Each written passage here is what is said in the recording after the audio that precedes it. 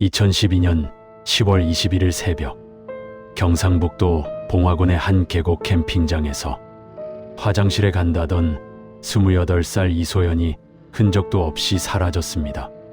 모닥불이 타오르던 자리에서 불과 30m 떨어진 곳으로 향했던 그녀는 다시는 돌아오지 못했습니다. 이야기를 시작하기 전에 잠깐만요. 구독과 좋아요는 잊혀진 이름을 기억하게 하는 작은 불빛이 됩니다. 이야기가 끝난 후 사건에 대한 여러분들의 생각을 댓글로 남겨주세요. 사라진 진실을 조용히 기록하는 곳. 그날 남겨진 기록입니다.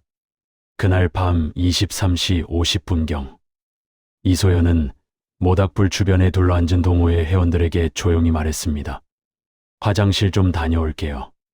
당시 캠핑장은 정식 시설이 갖춰진 곳이 아니었습니다. 계곡가 아래쪽으로 약 30m 떨어진 큰 바위와 나무가 시야를 가려주는 공간이 여성 회원들이 번갈아 이용하던 임시 화장실 역할을 했습니다. 헤드랜턴 하나의 의지에 어둠 속을 걸어가야 했던 그 길은 평소라면 5분이면 충분히 다녀올 수 있는 거리였습니다. 캠핑 동호회 마드캠프의 가을 정기 캠핑이었습니다. 12명의 회원이 참석했고 모두가 서로를 잘 아는 사이였습니다. 이소연이 사라진 뒤 새벽 3시가 되어서야 119에 신고가 접수되었습니다. 그리고 그때부터 이 사건은 전혀 예상치 못한 방향으로 흘러가기 시작했습니다. 실종 신고를 받고 출동한 경찰은 처음에 단순 조난 가능성에 무게를 두었습니다. 야간 산행 중 길을 잃거나 계곡에서 미끄러져 실족했을 가능성을 염두에 둔 것이었습니다. 하지만 수색대가 반경 2km를 샅샅이 뒤졌음에도 이소연의 흔적은 어디에서도 발견되지 않았습니다. 그러나 언론과 대중의 관심은 실종 자체보다 다른 곳에 쏠려 있었습니다. 캠핑장에 함께 있던 45세 기혼 남성 정대훈과 이소연의 관계였습니다. 동호회 회장이었던 정대훈, 그리고 6개월 전 동호회에 가입한 이소연. 사건 초기부터 세상은 이들을 불륜 관계로 규정하고 이소연을 캠핑장에서 사라진 내연녀라고 불렀습니다. 하지만 2년 뒤 모든 진실이 뒤바뀌게 됩니다. 마드캠프는 2010년 봄에 만들어진 캠핑 동호회였습니다. 초창기 회원 5명으로 시작해 2012년에는 정회원 20여 명 규모로 성장한 이 모임은 매월 둘째, 넷째 주말마다 전국의 계곡과 산을 찾아다녔습니다. 회원들의 연령대는 20대 후반에서 40대 중반까지 다양했고 직업도 회사원부터 자영업자, 프리랜서까지 각양각색이었습니다. 그러나 이 다양한 사람들 사이에는 한 가지 공통점이 있었습니다. 모두가 정대훈을 중심으로 움직인다는 것이었습니다. 정대훈은 중견건설회사의 부장이었습니다. 탄탄한 경제력과 사교성, 그리고 10년 넘게 쌓아온 캠핑 경험으로 그는 자연스럽게 동호회의 실질적 리더가 되었습니다. 공식적인 회장직함은 1년마다 선출하는 것이었지만 2010년부터 2012년까지 3년 연속 그가 회장을 맡았고 아무도 이 일을 제기하지 않았습니다. 장비 구매부터 캠핑 장소 선정, 일정 조율, 신입 회원 승인까지 모든 결정은 그의 손을 거쳤습니다. 회원들은 그를 대장님, 회장님이라고 불렀고 처음 온 사람들에게는 항상 이렇게 소개했습니다. 우리 대장님만 믿고 따라가면 됩니다. 한국에서 캠핑 안 해본 곳이 없으신 분이에요. 정대훈의 영향력은 단순히 캠핑 활동에만 국한되지 않았습니다. 그는 회원들의 사적인 모임도 주도했습니다. 평일 저녁 회식 자리를 만들고 주말이 아닌 날에도 장비 점검을 명목으로 사람들을 불러 모았습니다. 그리고 그런 자리에서 그는 늘 중심에 있었습니다. 2012년 6월 첫째 주 토요일 강원도 평창의 한 계곡 캠핑장. 이소연이 처음으로 마드캠프 정기 모임에 참석한 날이었습니다. 서울의 한 디자인 회사에서 일하던 그녀는 친구의 소개로 동호회를 알게 되었다고 했습니다. 수줍은 미소를 지으며 어색하게 인사를 건네던 그녀에게 정대훈은 누구보다 먼저 다가갔습니다. 처음이시죠? 캠핑은 해보셨어요? 학생 때 몇 번 해봤는데 이런 본격적인 캠핑은 처음이에요. 그럼 제가 도와드릴게요. 텐트 치는 것부터 시작해볼까요? 그날 오후 정대훈은 거의 2시간 동안 이소연 곁에 붙어 있었습니다. 텐트 설치법을 가르치고 버너 사용법을 설명하고 저녁 준비까지 도왔습니다. 다른 신입 회원들에게는 기존 회원들을 배정해 도움을 받게 했던 그가 유독 이소연에게만은 직접 모든 것을 챙겼습니다. 한 회원은 당시를 이렇게 기억했습니다. 처음부터 뭔가 달랐어요. 회장님이 그렇게까지 한 사람한테 집중하는 건 처음 봤거든요. 다들 농담으로 회장님의 완벽한 이상형인가 보다 그랬죠. 그날 밤 모닥불 앞에서 정대훈은 이소연 옆자리를 차지했습니다. 술잔을 따르며 이런저런 이야기를 나누는 모습은 누가 봐도 호감을 가진 남자의 행동이었습니다. 그리고 그때부터 마드캠프 내에서는 묘한 분위기가 형성되기 시작했습니다. 2012년 여름 마드캠프는 유독 활발한 활동을 이어갔습니다. 6월 평창을 시작으로 7월에는 가평, 8월에는 홍천과 양평을 오가며 거의 매주 캠핑이 이어졌습니다. 그리고 그 모든 자리에 정대훈과 이소연이 함께 있었습니다. 동호회 카페에 올라오는 사진 속에서 두 사람의 거리는 눈에 띄게 가까워졌습니다. 7월 14일 가평 캠핑장에서 찍힌 한 장의 사진이 화제가 되었습니다. 작은 캠핑 테이블에 마주 앉아 컵라면을 나눠 먹는 두 사람의 모습이었습니다. 정대훈이 젓가락으로 라면을 들어 이소연 쪽으로 내밀고 이소연이 웃으며 받아 먹으려는 순간을 포착한 사진이었습니다. 동호회 카페에는 즉시 댓글이 달렸습니다. 우와, 회장님 완전 다정하시네요. 소연 씨랑 너무 잘 어울려요. 우리 캠핑 공식 커플 탄생인가요? 정대훈은 이런 댓글들에 농담으로 화답했습니다. 하하, 다들 부러우신가 봅니다. 저희 보기 좋으신가요? 애매한 대답이었지만 회원들은 이를 긍정의 신호로 받아들였습니다. 그리고 이소연이 별다른 부인을 하지 않자 두 사람의 관계는 동호회 내에서 기정사실화되기 시작했습니다. 8월에 들어서면서 변화는 더욱 뚜렷해졌습니다. 이소연의 캠핑 장비가 눈에 띄게 고급스러워진 것이었습니다. 6월만 해도 낡은 돔텐트와 저가 침낭을 사용했던 그녀가 8월에는 50만 원대 경량 텐트와 30만 원대 구스다운 침낭을 들고 나타났습니다. 9월에는 최신형 캠핑 스토브와 티타늄 조리도구 세트까지 갖췄습니다. 불과 3개월 만에 100만 원이 훌쩍 넘는 장비들이 새로 생긴 것이었습니다. 회원들 사이에서는 공공연한 비밀처럼 이야기가 떠돌았습니다. 저거 다 회장님이 사준 거래요. 역시 사랑하면 지갑이 열리는 법이죠. 소연 씨 완전 회장님한테 관리받는 거 아니에요? 정대훈은 이런 소문들을 부인하지 않았습니다. 오히려 은근히 즐기는 듯한 태도를 보였습니다. 누군가 장비에 대해 물으면 이렇게 대답했습니다. 좋은 장비를 써야 캠핑이 즐거운 법이죠. 우리 회원들은 다 최고급으로 써야 합니다. 그러면서 이소연을 흘끔 바라보는 그의 시선을 많은 사람들이 목격했습니다.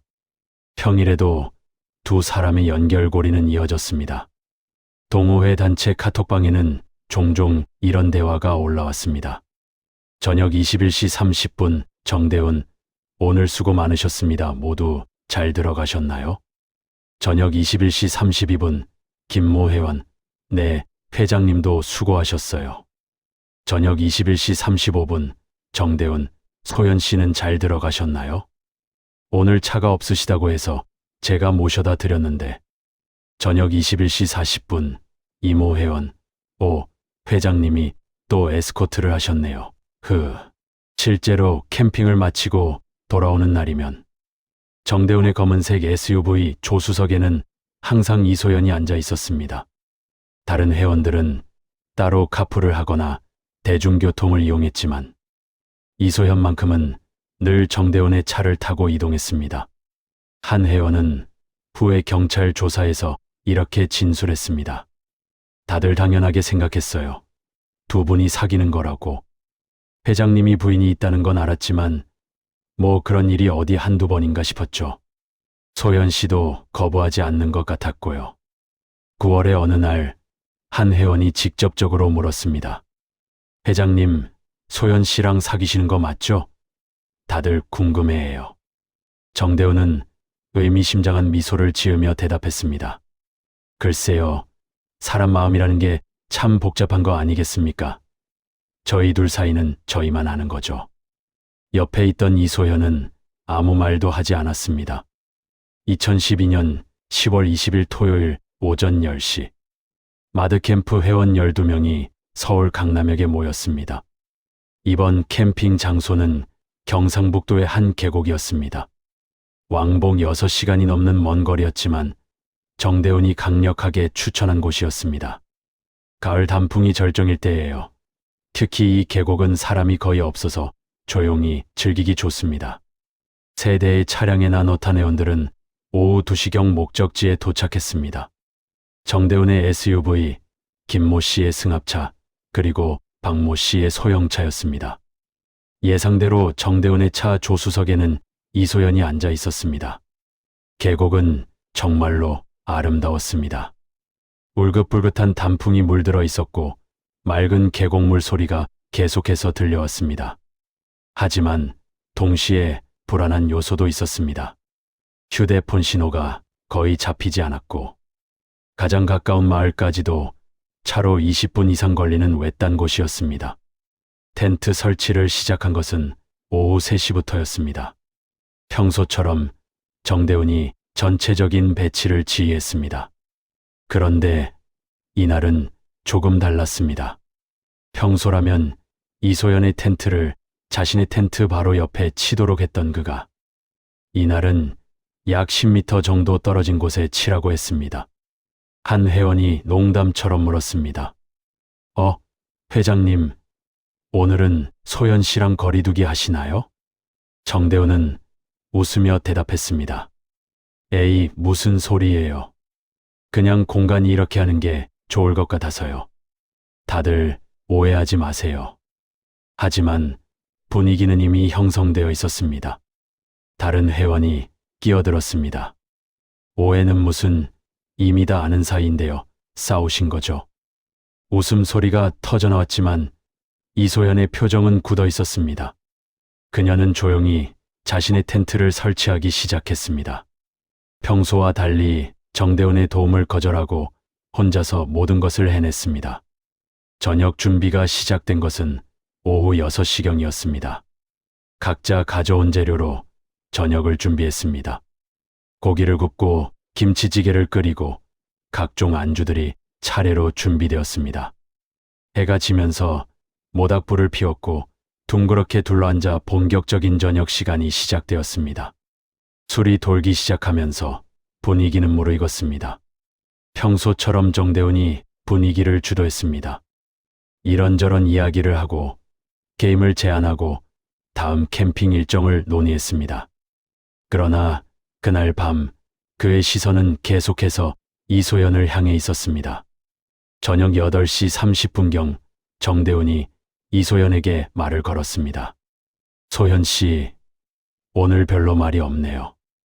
아니에요. 그냥 좀 피곤해서요. 피곤하면 먼저 들어가서 쉬어도 돼요.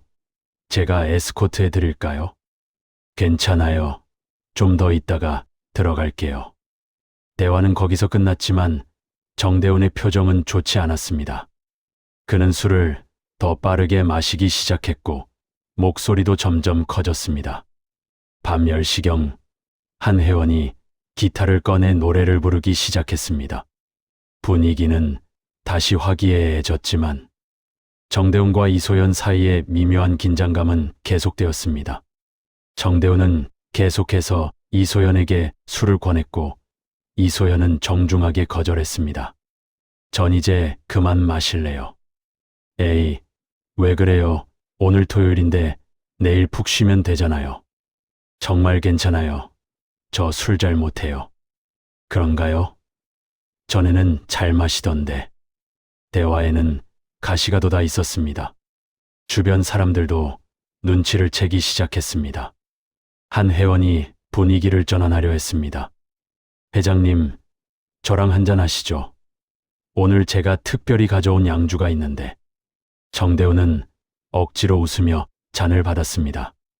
하지만 그의 시선은 여전히 이소연을 떠나지 않았습니다. 밤 11시 30분경 정대훈이 휴대폰을 꺼내 무언가를 확인했습니다. 그리고는 이소연을 힐끔 보더니 문자를 보내기 시작했습니다. 잠시 후 이소연의 휴대폰에서 진동음이 울렸습니다. 밤 11시 50분. 이소연이 조용히 자리에서 일어났습니다. 모닥불 주위에 둘러앉은 사람들을 향해 작은 목소리로 말했습니다. 저 화장실 좀 다녀올게요. 평소와 다름없는 모습이었습니다. 헤드랜턴을 집어들고 천천히 계곡 아래쪽으로 향했습니다. 당시 그 자리에 있던 12명 중 대부분은 술기운에 취해 있었고 이소연이 자리를 뜬 것을 크게 신경 쓰지 않았습니다. 약 2분 후 정대훈이 자리에서 몸을 일으켰습니다. 저도 화장실 좀. 그때 바로 옆에 앉아있던 여성 회원 최모 씨가 말했습니다. 회장님, 지금 소연 씨 간 쪽으로 가시는 거예요? 오면 가세요. 동선 겹치잖아요. 정대훈은 어색하게 웃으며 다시 자리에 앉았습니다. 아, 네, 그럴까요? 하지만 그는 계속 안절부절 못하는 모습이었습니다. 휴대폰을 만지작거리고 계곡 아래쪽을 힐끔힐끔 바라보았습니다. 그리고 약 5분 후 사람들이 다시 대화와 술에 집중하기 시작하자 그는 조용히 자리를 떴습니다. 담배 좀 피우고 올게요. 아무도 그에게 신경 쓰지 않았습니다. 정대훈은 주머니에서 담배갑을 꺼내든 채 천천히 어둠 속으로 사라졌습니다. 당시 그 자리에 있던 박모 씨는 후에 이렇게 증언했습니다. 회장님이 담배 피우러 간다고 했을 때 별로 이상하게 생각하지 않았어요.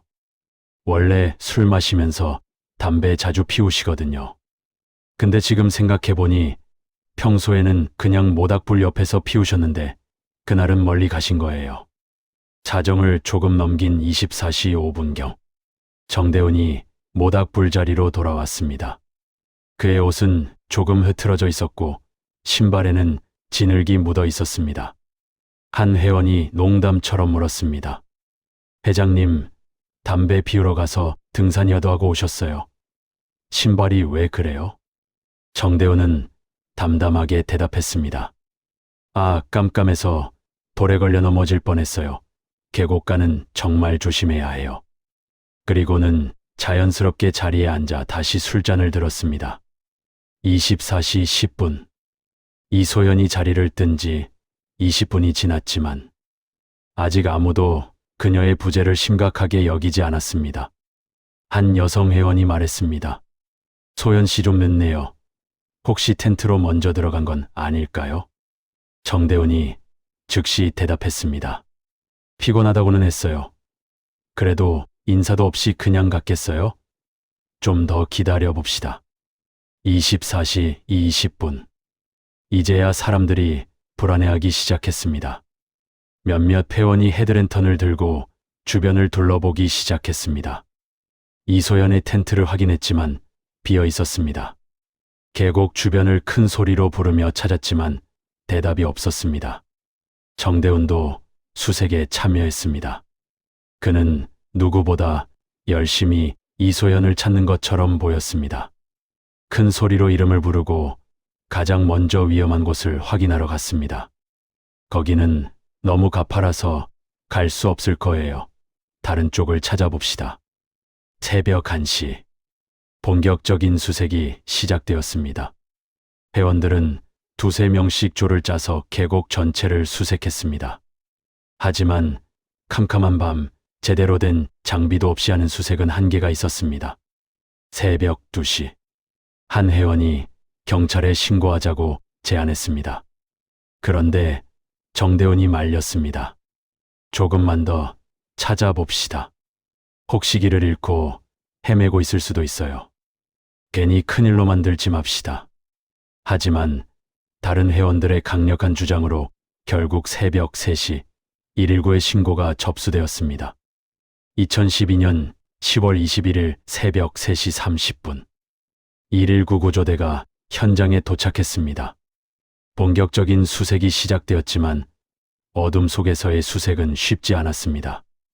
날이 밝기를 기다려 오전 6시부터 경찰과 소방, 그리고 민간 수색대까지 투입되어 대대적인 수색이 시작되었습니다. 수색 범위는 계곡을 중심으로 반경 3km까지 확대되었습니다. 하지만 이소연의 흔적은 어디에서도 발견되지 않았습니다. 마치 공기 중으로 증발해버린 것처럼 그녀는 완전히 사라져버렸습니다. 수색이 계속되는 동안 경찰은 동호회 회원들을 상대로 조사를 시작했습니다. 그리고 이 과정에서 정대훈과 이소연의 특별한 관계에 대한 이야기가 나오기 시작했습니다. 한 회원은 이렇게 진술했습니다. 두 분은 거의 공식 커플이었어요. 다들 알고 있었죠. 회장님이 유부남이지만 뭐 요즘 그런 일이 어디 하나둘인가요? 다른 회원도 비슷한 증언을 했습니다. 소연 씨 장비도 다 회장님이 사준 거예요. 차도 항상 태워다 주시고 딱 봐도 그런 사이였죠. 언론은 이런 증언들을 받아 대대적으로 보도하기 시작했습니다. 캠핑장 불륜녀 실종, 유부남과 캠핑 간 20대 여성 행방불명 같은 자극적인 제목이 포털 사이트 메인을 장식했습니다. 정대훈은 경찰 조사에서 이렇게 진술했습니다. 네, 소연 씨를 좋아했던 건 사실입니다. 하지만 아직 정식으로 교제한 건 아니었어요. 서로 호감은 있었지만 제가 유부남이다 보니 조심스러웠죠. 그날 밤에도 따로 만나거나 하지 않았습니다. 저는 담배만 피우고 왔어요. 그의 아내도 언론 인터뷰에 응했습니다. 남편을 믿습니다. 설령 그 여자와 무슨 일이 있었다 해도 남편이 해칠 사람은 아니에요. 오히려 그 여자가 먼저 유혹했을 거예요. 여론은 빠르게 형성되었습니다. 인터넷 댓글에는 온갖 추측과 비난이 난무했습니다. 불륜녀가 유부남한테 버림받고 자살한 거 아니냐. 유부남 꼬셔서 한탕하려다가 실패한 거지. 이소연의 가족들은 이중고를 겪어야 했습니다. 딸을 잃은 슬픔도 모자라 딸이 불륜녀로 몰리는 것을 지켜봐야 했습니다. 이소연의 어머니는 눈물을 흘리며 호소했습니다. 우리 딸은 그런 아이가 아니에요. 정대훈이란 사람과도 그런 사이가 아니었어요. 딸은 3년째 만나는 남자친구가 있었어요. 하지만 이미 프레임이 씌워진 상황에서 어머니의 호소는 제대로 들리지 않았습니다. 오히려 부모도 몰랐던 딸의 이중생활 같은 기사가 나오기도 했습니다. 경찰 수사는 표류했습니다. 물리적 증거가 전혀 없는 상황에서 단순 실종으로 처리될 가능성이 높아졌습니다. 정대훈도 알리바이가 확실했습니다. 계속 모닥불자리에 있었고 잠깐 담배를 피우러 갔을 뿐이라는 그의 주장을 반박할 증거가 없었습니다. 2013년 봄 사건은 미제로 남겨진 채 수사가 사실상 중단되었습니다. 이소연의 가족들은 계속해서 딸을 찾았지만 세상의 관심은 이미 다른 곳으로 옮겨간 뒤였습니다. 그리고 1년이 지났습니다. 2014년 7월 15일 경찰서에 한 남자가 찾아왔습니다. 강지훈 33세. 그는 비록 활동은 열심히 하지 않았지만 2년 전까지는 마드캠프의 회원이었던 사람이었고 이소연 실종 사건 직후 동호회를 탈퇴한 사람이었습니다. 저 이소연 씨 사건에 대해 말씀드릴 게 있어서 왔습니다. 담당 형사는 처음에는 별로 기대하지 않았습니다. 이미 사건이 일어난 지 2년이 지났고 사건 당일에 참여했던 회원도 아니었기 때문입니다. 하지만 지훈의 다음 말에 형사는 자세를 고쳐 앉았습니다. 모든 게 오해입니다. 이소연 씨와 정대훈은 불륜 관계가 아니었어요. 오히려 정반대였습니다. 지호는 천천히 이야기를 시작했습니다. 2012년 9월 중순 추석 연휴 직전이었습니다. 지호는 서울 홍대의 한 카페에서 이소연을 만났습니다. 이소연이 먼저 연락해서 만나자고 했다고 합니다. 오빠, 저 동호회 그만둘까 생각 중이에요.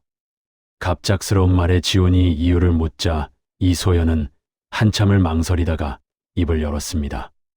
회장님 때문에 너무 불편해요. 처음에는 그냥 친절한 분이라고 생각했는데 점점 부담스러워지고 있어요. 이소연은 그동안 있었던 일들을 상세히 털어놓았습니다. 정대훈이 계속 개인적으로 연락한다는 것, 평일에도 만나자고 하고 주말마다 드라이브를 가자고 한다는 것, 거절하면 동호회에서 불편해지고 싶냐고 협박조로 얘기한다는 것, 장비도 제가 돈 모아서 산 건데 본인이 사준 척 하세요. 말해도 아무도 믿어줄 분위기도 아니라서 말도 못하겠어요. 저한테 계속 다른 회원들도 다 아는데 왜 튕기냐고 하시더라고요. 특히 이소연을 괴롭힌 것은 주변의 시선이었습니다. 다들 저희를 커플로 보는 것 같아요. 제가 아니라고 해도 농담으로 생각해요. 회장님도 부인하지 않으시고 오히려 즐기시는 것 같아요. 지호는 이소연에게 물었습니다. 남자친구는 뭐래? 몰라요. 말 못했어요. 말하면 큰일 날 것 같아서. 이소연에게는 대학 때부터 만난 3년차 남자친구가 있었습니다. 안정적인 직장에 다니는 평범한 회사원이었고 결혼까지 생각하는 사이였다고 합니다. 저는 회장님한테 남자친구 있다고 분명히 말했어요. 여러 번요. 근데 회장님은 그런 핑계 대지 말라고 하세요. 우리가 특별한 사이인 걸 다 아는데 왜 자꾸 부인하냐고. 지호는 이소연에게 조언했습니다. 확실하게 선을 그어야 할 것 같은데 아니면 정말 동호회를 그만두든지. 이소연은 고개를 끄덕였습니다. 10월 캠핑이 마지막이 될 것 같아요. 그날 모두 끝내고 올게요. 그것이 지훈이 이소연과 나눈 마지막 대화였습니다. 지훈은 형사에게 당시 이소연이 보여준 휴대폰 메시지도 기억한다고 했습니다. 정대훈이 보낸 메시지들이었습니다. 오늘도 예쁘네요. 우리 둘만 아는 비밀이 있으면 좋겠어요. 왜 자꾸 선을 그으려고 하는지 모르겠어요. 마음은 막을 수 없는 거잖아요. 형사가 물었습니다. 왜 이제야 말씀하시는 겁니까? 지훈은 고개를 숙였습니다. 처음에는 무서웠어요. 정대훈이란 사람이 겉으로는 친절하지만 화나면 무서운 사람이거든요. 그리고 이미 언론에서 불륜으로 몰아가는 상황에서 제가 뭐라 해도 안 믿을 것 같았고요. 그럼 지금은요? 계속 가슴에 담고 있기가 너무 힘들었어요. 그리고 최근에 이소연 씨 어머니가 돌아가셨다는 소식을 들었어요. 끝까지 딸의 억울함을 풀지 못하고 가신 거예요. 지훈의 증언은 수사의 전환점이 되었습니다. 경찰은 즉시 재수사에 착수했습니다. 2014년 8월 경찰은 사건 현장에 대한 전면 재수사를 시작했습니다. 최신 장비를 동원해 계곡 전체를 다시 수색했습니다. 특히 정대훈이 너무 가파라서 갈 수 없을 것이라고 했던 구역을 집중적으로 조사했습니다. 그곳에서 지면 토양 패턴이 주변과 다르게 층화된 부분이 확인됐습니다. 겉보기에는 자연적으로 쌓인 퇴적층처럼 보였지만 토양 감식 결과 아래와 같은 이상 징후가 나왔습니다. 주변 지역과 낙엽의 분해 단계가 다름, 토양의 모래점토 비율이 주변 지형과 불일치, 낙엽 더미 아래 수직 불연속적인 눌리는 적, 토양 pH가 주변보다 낮게 나오며 뒤섞인 흔적 존재. 이것은 누군가가 빠르게 파고 다시 덮었다는 걸 의미했습니다. 10에서 15cm 정도 파내자. 지퍼, 고무밴드, 폴리에스터 섬유, 머리끈 금속 부속이 나왔습니다. 그리고 더 깊숙한 곳에서 작은 뼈 조각이 나타났고 DNA 검사 결과 이소연의 것으로 확인되었습니다. 발견된 유골은 일부 훼손된 상태였지만 법의학자들은 중요한 손상 패턴을 발견했습니다. 경추 4~5번 압박성 골절, 목 부분 작은 뼈 골절 흔적, 부러진 부위 주변의 연부 조직 손상 패턴. 이 세 가지는 모두 강한 외력에 의한 목 압박에서 나타나는 전형적인 손상이었습니다. 낙상이나 실족으로는 거의 발생하지 않았고, 법의학 보고서는 사건을 단순 실족이 아닌 명백한 타살 가능성으로 규정했습니다. 재수사 과정에서 정대훈 소유의 SUV가 다시 압수되었습니다. 오염을 막기 위해 차량은 그대로 경찰 정비고로 이동됐고, 현대 포렌식 기법으로 트렁크 카펫 섬유층을 다시 분석했습니다.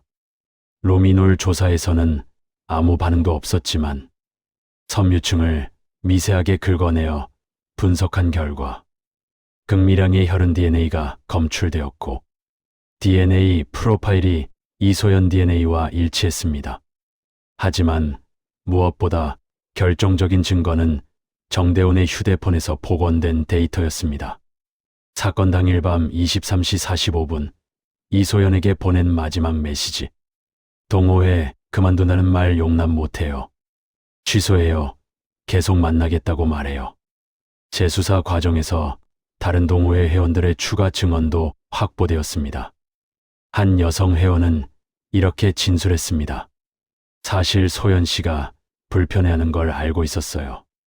한 번은 저한테 부담스럽다고 하소연한 적도 있었거든요. 근데 그냥 회장님이 너무 좋아하시나 보다 하고 넘겼어요. 지금 생각하면 정말 미안해요. 정대훈의 부하 직원도 증언했습니다. 부장님이 그 여자 얘기를 자주 했어요. 드디어 제대로 된 여자를 만났다. 이번엔 진짜다. 그러시더라고요. 근데 상대방이 거부한다는 얘기도 했어요. 왜 나를 받아주지 않는지 모르겠다고. 2015년 3월 정대훈의 재판이 시작되었습니다. 검찰은 정대훈을 살인죄로 기소했습니다.